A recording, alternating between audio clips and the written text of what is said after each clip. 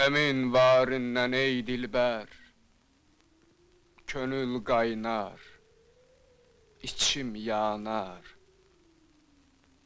Bu rəncü möhnəti gör ki, qəm içində çəkər könlüm.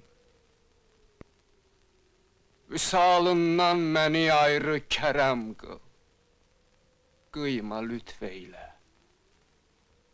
Ki vəslinlə müdam olmaq dilər, şam-u səhər könlüm.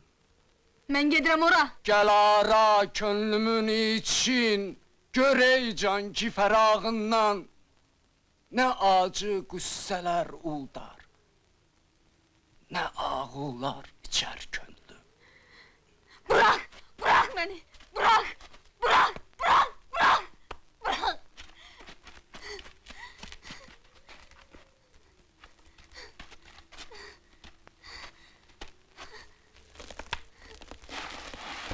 Bırak!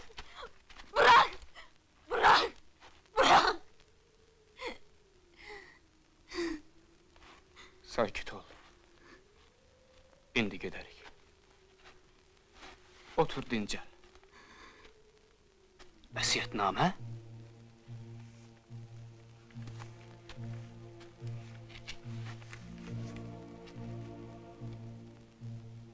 İmkan tapsanız məni dəfn edin.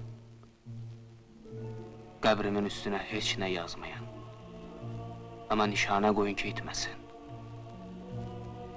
Kitablarımı daş cidlərdə qəbrə qoyun. Elmimiz gələcək nəsillərə çatsın. Fatimə ona ərə getsin.